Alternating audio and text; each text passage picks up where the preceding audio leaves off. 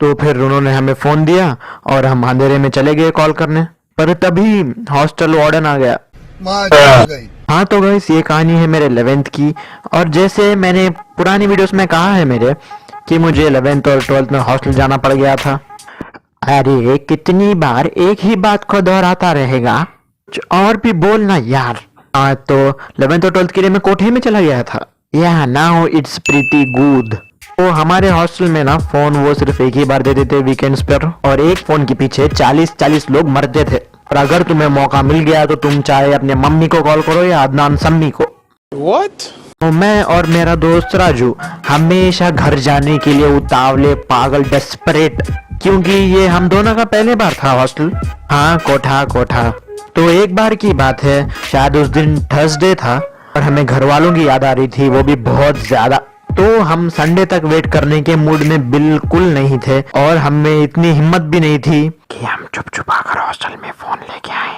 तो हम दोनों गए वार्डन के पास और रिक्वेस्ट की, सर फोन दे दो सर। और उस दिन ना वार्डन सर ने हम दोनों की आंखें खोल दी। उन्होंने हमें मनमोहन सिंह जी की एक बात बोली। उन्होंने कहा, वो हमारे मुंह पे दरवाजा बंद करके चले गए और हमें कुछ नहीं बोला। तो हम दोनों उदास, और भी ज्यादा उदास। तो सुबह से लेकर शाम हो गई थी और हम दोनों का हाल बेहाल। तो शाम को डिनर के बाद हमारे हॉस्टल में, हमारे कोठे में शाम को 7 बजे ही डिनर होता था। तो हम डिनर के बाद ऐसे ही वॉक पे निकले। हम कुछ इन्फ्लेशन और देश की जीडीपी के रिलेटेड डिस्कस कर रहे थे। फिर हमें हमारे मार्क्स याद आ गए और हमने टॉपिक चेंज कर दिया। तो फिर ऐसे ही घूमते घूमते हमें दिख गए वॉचमैन भैया। तो हमने सोचा चलो टाइम पास करने के लिए उन्हीं के साथ बात करते हैं। फिर वैसे मैं तुम्हें उनका नाम नहीं बोलने वाला, वरना तुम उन्हें जज कर लोगे कि वो यूपी, बिहार या नेपाल से होंगे। हरामखोरों, वैसे वो बिहार से थे। तो ऐसे ही बात करते करते वो भैया हमारे साथ कुछ ज्यादा ही फ्रेंडली हो गए।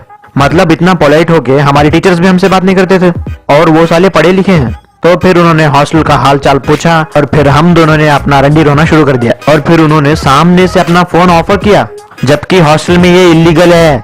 हमें तो भगवान दिख गए भैया में। तो हम दोनों भीख मंगू फोन लिए और चले गए अंधेरे में। हम दोनों पूरे दुनिया जमाने को भूल कर बैठ गए थे कॉल करने। हमें ना टाइम का अंदाजा था, ना इस बात का कि ये फोन वॉचमैन भैया का है। तो हम बात किए जा रहे थे और हमने ध्यान दिया ही नहीं कि वार्डन सर आ गए फिर से। तो वॉचमैन भैया हमारे पास भाग कर आए और हमसे फोन ले लिया।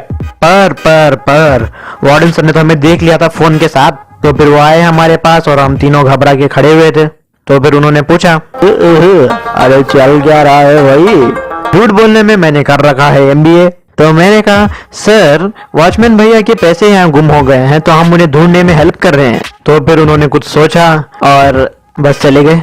तो हमने भी सोचा चलो भला टली, और भैया को सॉरी कह के चले गए हॉस्टल में। पूरा दिन थोड़ा बहुत घबराते हुए बीता। यही सोच रहे थे कि कहीं कुछ हो ना जाए, सर्वर ने कंप्लेंट ना कर दी हो, पर लकीली ऐसा कुछ नहीं हुआ। तो हम दो बेशरम शाम को फिर गए भैया के पास फोन मांगने। पर एक सेकेंड, वो तो हमें कहीं पे दिखे ही नहीं। तो वहीं पे दूसरे वॉचमैन भैया थे। हमने उनसे पूछा कि क्या कहाँ गए हैं। तो फिर उन्होंने कहा कि उन्हें निकाल दिया काम से। हम दोनों के हाथों तले जमीन खिसक गई। कुछ ज्यादा ही बुरा लग रहा था। इस बात के लिए नहीं कि हमारे वजह से उनकी जॉब गई है, इस बात के लिए कि हमें अब फोन नहीं मिलने वाला।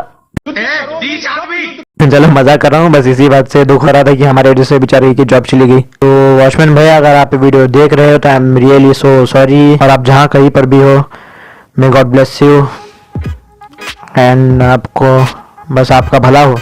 एंड चलो गाइस, आज के लिए वीडियो भी बस इतना ही। मुझे थोड़ा ज्यादा ही अब फिर भी शर्म आ रही है अपने आप पर, तो ध्यान रखना अपना। और आज से मैं सब्सक्राइब के लिए भिंगने मांगने वाला। हाँ, और रीजन मैं अगले वीक बताऊंगा शायद। तो चलो टाटा बाय, ध्यान रखना अपना।